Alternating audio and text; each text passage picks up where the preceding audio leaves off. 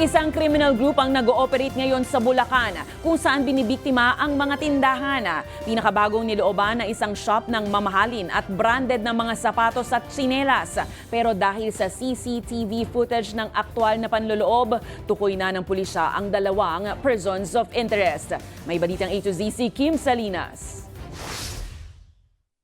Less than 3 minutes po, naka 45 pairs sila na items. So nag-worth po sila ng 120,000. Ganun kabilis ang panluloob at pagnanakaw ng dalawang lalaki sa isang tindahan ng mga branded at imported na sapatos at tsinelas madaling araw ng February 19 sa Plaridel, Bulacan.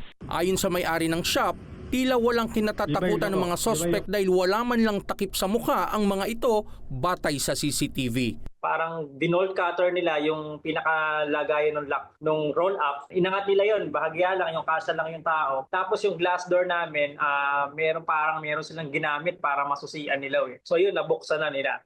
Pumasok sila sa loob ng medyo parang pagapang. Ipinost niya sa social media ang CCTV footage at may mga netizens na nagbigay ng impormasyon sa pagkakakilanlan ng mga suspect. Agad naman itong nakumpirma ng Plaridel Municipal Police Station. Na-identify na rin natin yung dalawang suspect dun sa nakuhanan sa CCTV and alaman na rin natin, sir, kung anong possible na affiliation nila sa isang certain criminal group. Taga Maynila sila, sir, pero ang area of operation nila ngayon, sir, sa mga criminal activities nila is Bulacan. Ayon sa may-ari ng shop, may nauna ng tindahang sinalakay ng mga suspect sa kanilang lugar. Hindi namin inaasahan na mangyayari pala sa amin. So dati nadidinig lang namin. So ito, nangyayari na sa amin. Kami naman yung naging next target. Medyo alarming na nga kung tutuusin. Ayon sa mga otoridad, iisang grupo lamang ang nanloob sa isa pang establishmento sa Bukawi, Bulacan. Connected ito, sir, sa robbery incident, sir, ng gadget shop sa Bukawi, Bulacan recently. Bago sa itong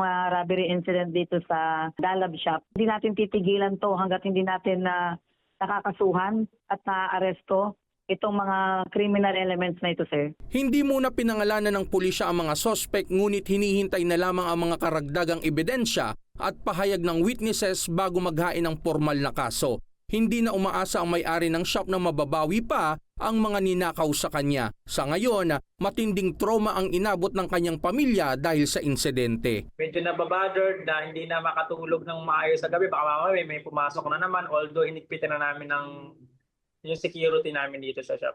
Dahil sa mga insidenteng ito, pinaigting na ng Plaridel PNP ang police visibility at anti-crime efforts sa kanilang lugar.